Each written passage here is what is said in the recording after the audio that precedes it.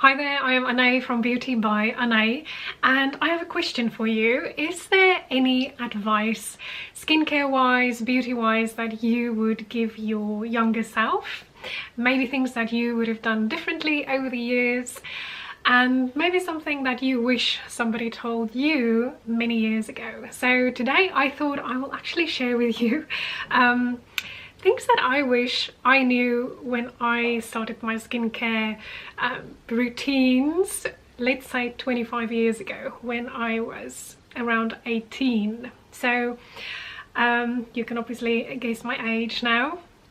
And it's just that over time I have done a lot of things that I thought I was doing the right thing. I was investing time and energy and money in my skincare, but looking back, some of the things that I was doing is actually was not that good for me. So I'm going to share with you 10 things that I wish I knew when I was 18 and starting out again on my skincare journey. I've got pretty good skin now. I've had times where I've had really bad hormonal breakouts, really oily skin, and just struggling, especially hormonally, around the time that I turned 40. And I started educating myself a lot more about my skincare routine, what I could use, how I could turn things around. And obviously maybe you can relate at some point. Maybe you're at an age where someday you looked in the mirror and all of a sudden it's just as if everything, all the sun damage, all the little lines and wrinkles and everything that's starting to show up is just there in one go. I remember when I turned 40, that's kind of how I felt. One day everything was still fine. The next day I looked in the mirror and it wasn't so much. It was as if all the years of growing up in the African sun and everything else just showed up instantly. So I then started my skincare education really in a lot more detail, and this is actually the first thing that I would tell my 18-year-old self, is to educate yourself a lot more about what it is that you're actually putting on your skin. There's a lot more expectations and a lot more demands on companies to share ingredients and journeys and sources and so on. So there's so much more information out there these days. There are a lot of influencers and people who really know about skincare that are sharing a lot more information. So I mean, keep a clear mind, do your research, and but start educating yourself a lot more. Educate yourself to read skincare and product labels. These are just some of the things that I would do differently if I had to start again, and looking at labels, things that I can't understand, ingredients that I'm not sure what it means. It doesn't always mean that if you can't pronounce a particular word that it is a horrible chemical ingredient necessarily. That's not always the case. So it's really important that you educate yourself about what it is that you put onto your skin, but also then what it is that you put back into the environment and where it comes from. So that's the first thing I would do. The second thing, big huge thing, is all to do with sunscreen. Because so much of what we do these days, so much of the money that we spend on products and treatments and fighting discoloration and pigmentation and fine lines and wrinkles and aging is to do with sun damage. Now, I grew up in South Africa under the African sun. Sunscreen was a little bit arbitrary, and it was kind of something that we just did when we went on holiday by the coast, by the sea, but kind of not really thinking about sunscreen on a day-to-day basis. And I think over time this really adds up. So that's definitely something that's now a non-negotiable part of my skincare routine. I just see it as part of my skincare. My routine is not finished until I have my sunscreen on, and it doesn't matter what the weather is, it doesn't matter where I am in the world, it's just sunscreen all the way. So really something that I will do completely different if I had to start all over again. The third thing, I've got notes here because I do remember them, but I will probably not remember them in the order. The third thing is all to do with water and hydration. So there's only so much that amazing products can do topically, but I think so many of us are just chronically dehydrated to some degree, some low level of dehydration, and a really plump, moisturized, hydrated skin from the inside is what's going to really give you a longer term, a more glowing skin from the inside out, instead of just loading on more products, which it can help to an extent, but it's just surface level moisturizing. In the end of the day, that's what it does. So hydration, hydration, hydration from the inside out. Water, water, water, or eat your water through cucumbers or lettuce or whatever it is that you can include in your diet. Herbal teas, but also watch out for alcohol and coffee, caffeine that can actually dehydrate your skin. So if you do drink that, make sure that you rehydrate. I'm not somebody who naturally drinks a lot of water. I live in England.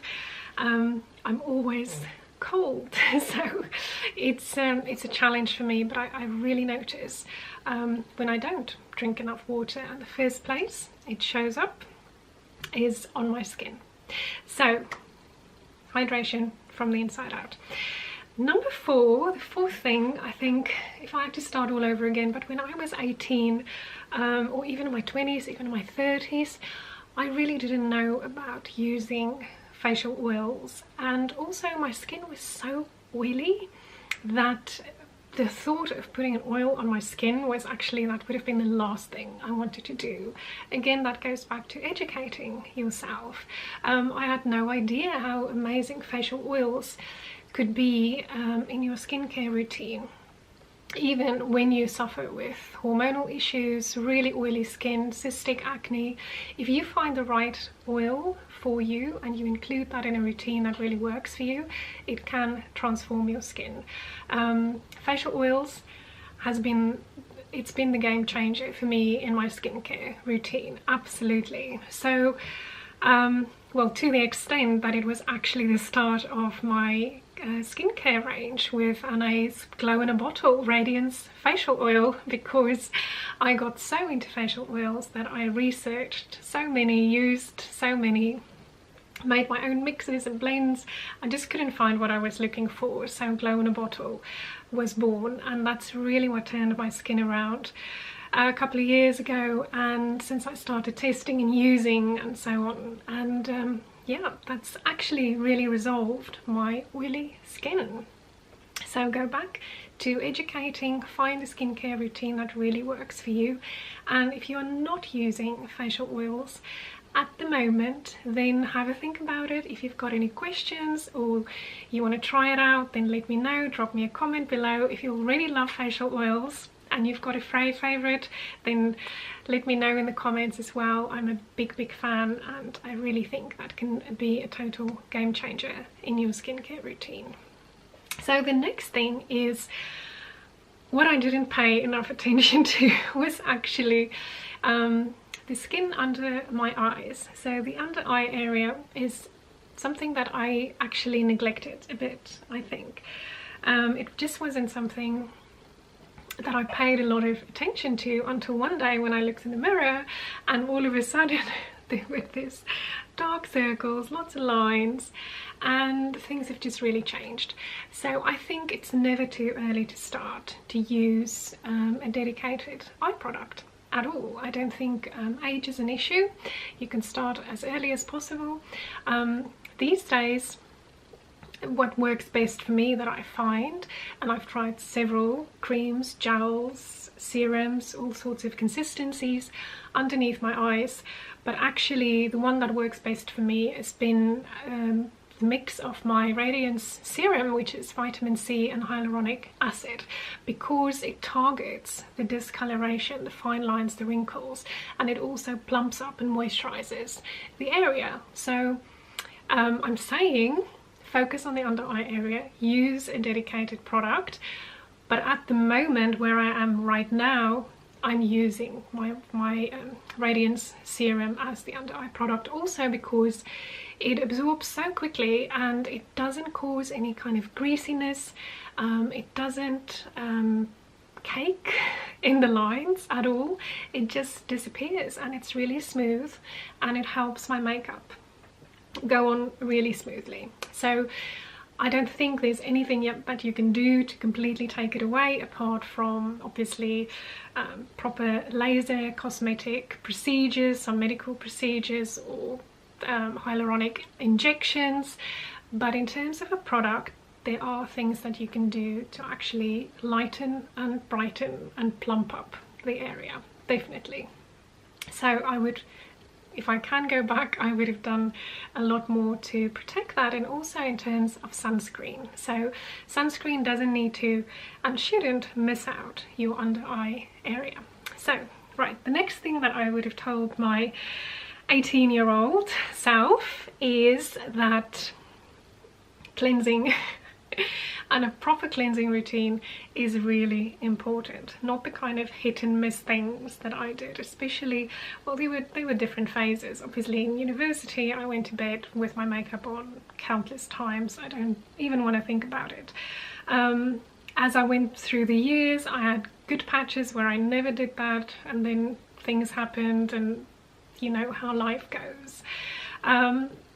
But I think in terms of cleansing and a skincare routine, cleansing is the cornerstone, because radiant skin starts with properly cleansed, decongested, detoxified skin, right? And it also is amazing because it prepares your skin for the rest of your amazing products. Whatever it is that you may be using, you can really increase the effectiveness of your products if you apply them to clear and detoxified skin. So, but what I did is I used a lot of harsh cleansers. Because my skin was so oily, I liked to feel that it was squeaky clean. Now the squeaky clean came from very soapy cleansers, and I'm talking high-end brands, High Street, Boots, Superdrug, all of them. I have used so many skincare lines and brands over the years, and actually what I did by using those harsh cleansers full of sulfates and really soapy is I actually stripped the oil from my skin. My skin then went into overdrive, produced more oil, and I just kind of exacerbated the problem.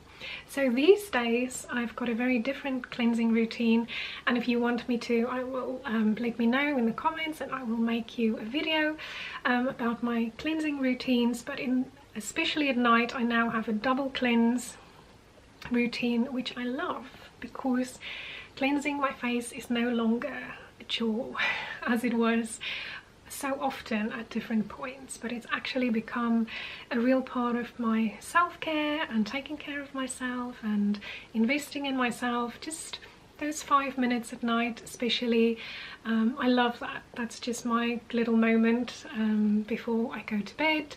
So now I choose a very different kind of cleansers, always soap-free, sulfate-free.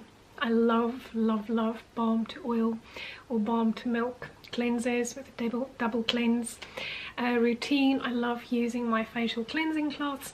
All of these things are coming in the Anna range, by the way, so I'm testing at the moment, and it's just wonderful. So your cleansing routine needs to fit into your lifestyle and your life, but the key point I want to make here is to not use anything too harsh that will strip your skin from the good oils that it's producing. So really look into finding a cleansers and a cleansing routine that really works for you and your skin. And I would probably also stay away from wipes completely, which I've used on and off over the years. Aside from the fact that they're not environmentally friendly at all, it's just kind of smearing dirt all over your face.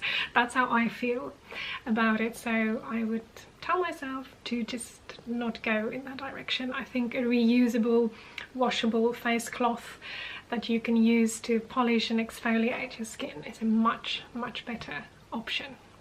Right, so the next thing I did a lot of, because I loved my skin to feel so clean, but that I would tell myself to do differently, is that I used a lot of harsh scrubs. Now, I love my skin to feel properly clean, so for me, for so many years and years, properly scrubbing my face just felt like I really like that. I really enjoyed it, and I do miss it sometimes, to be honest, because I like the sensation of properly scrubbing my face. But I think over time I've just realized, and just for myself, I've decided to stop doing that, just because I feel like it creates too much friction, little tiny micro tears on the skin, and it's just not for me anymore. It's too harsh, and these days I opt for liquid exfoliants. So that's my favorite type of exfoliant these days, to leave on a liquid exfoliant. And I also use my double-sided cleansing cloths to help me with exfoliating and polishing and buffing my skin. So for me personally, much better options than very harsh scrubs. So the 8th thing, something that I really didn't do enough of, and it's actually a bit gross to think about it, but I did not wash my makeup brushes and my beauty blenders enough for a long time. These days it's once a week, Sunday mornings. That's the time that I wash my brushes. My blenders quite a few more times in the week. I just I'm a little bit, they get so dirty that I just think if you do all this cleansing and you have your skincare routine and you put your sunscreen on and then you go on and you put your makeup on, but you use all kinds of dirty tools and your brushes and your beauty blender and your sponges and everything is not clean, then it kind of defeats the object, and it can cause breakouts and acne, and it's just not healthy for your skin. So definitely another thing I would do differently if I can start again. But these days I've got that nailed down, just something as part of my routine, and I actually really enjoy it, and it's so much better, aside from just for your skin, but the way that your makeup goes on, and it just works much better in terms of your products as well if you've got clean brushes. I know this is so obvious, but seriously, I didn't do enough of that. Right, number 9. I think in whatever list or blog or video you will read, see or listen to, this probably comes up as part of your skincare mistakes or things that people should do or not do, and that's actually just going to bed with your makeup, right? So I did touch on that before, but it's not just about having a cleansing routine. This is really so important, because overnight is the time when your skin works the hardest. It's the time for regeneration and repair and restoring, and just to breathe and to give your products the chance to work, and it's just so restorative for your skin, and to give yourself that chance for your skin to do what it needs to do overnight. So when it's caked and packed with makeup, and even if you're not wearing makeup and you have a makeup free day, there are still things in the air, there's still pollution, all kinds of things that goes and just sit on your skin. So even if you have a makeup free day, it's still important that you wash your face. So I can just imagine myself now telling my 18-year-old self just wash your face, and actually just making that part of your self-care routine, like I said earlier. So very important. There was a time in my own life I was going through a divorce and some bereavements that were, everything was kind of happening at the same time, and actually there were some nights that I definitely didn't wash my face because I was just exhausted and just went to sleep, and I couldn't think of anything, not even mentioning skincare. But on the days that I mentioned that I managed to wash my face. I really felt like I won the day. Whatever happened that day, that was kind of a moment for me, and I just felt like I won the day that day. So make skincare routines and little rituals something special for you. Make it something for you to look forward to at night, and just to have that little bit of time for yourself and to really feel like you're investing and you're taking care of yourself. It doesn't matter. This is not about expensive products and lotions and potions and all these kind of things. This is just about you taking a bit of time for yourself.